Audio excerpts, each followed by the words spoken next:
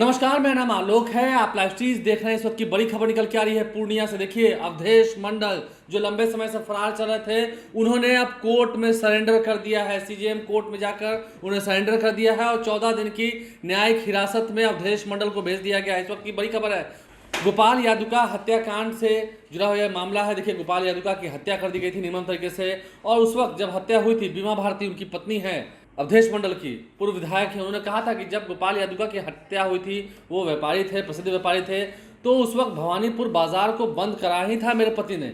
लेकिन बहुत बार बीमा भारती कहते रही, जब चुनाव वो लड़ी, लोकसभा का चुनाव, वो हार गई, तीसरे स्थान पर रही।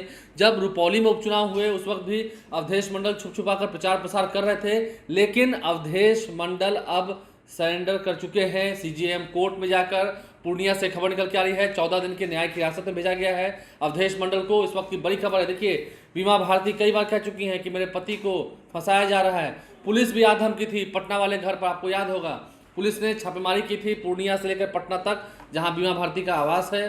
पटना में जो सरकारी आवास था, जो अब शायद ना रहेगा क्योंकि वो चुनाव हार गई हैं, पूर्व विधायक हो चुकी हैं। कुछ दिन पहले ही बीमा भारती ने नीतीश कुमार से मुलाकात भी की थी। जब बिहार विधानमंडल का मानसून सत्र चला था, उस दौरान बीमा भारती ने नीतीश कुमार से भेंट की थी। लेकिन नीतीश कुमार की तो खैर यूएसपी रही है, ना किसी को फंसाते हैं ना किसी को बचाते हैं।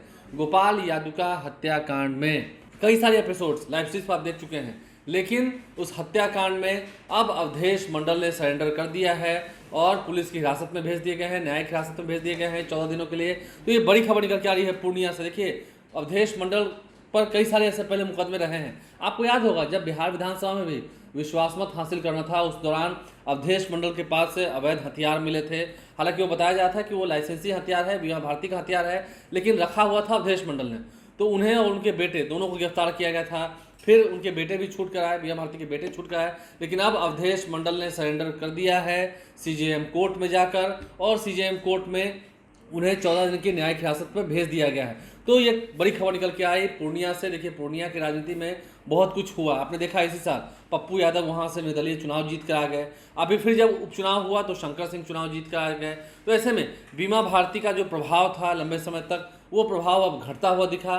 और समझदारी भरा फैसला था ये अवधेश मंडल का कि उन्होंने खुद को कानून के हवाले कर दिया, क्योंकि जितने दिन वो फरार रहते, मुसीबतें और बढ़ती, न्यायिक प्रक्रिया चलती, और उसमें फिर जो उनके परिजन हैं वो तंग हो जाते, तंग किया जाता, उनसे पूछताछ की जाती। तो ऐसे में अवधेश मंडल का जो निर्णय था वो ठीक था। उन्होंने सरेंडर कर दिया है, अवधेश मंडल ने सरेंडर कर दिया है।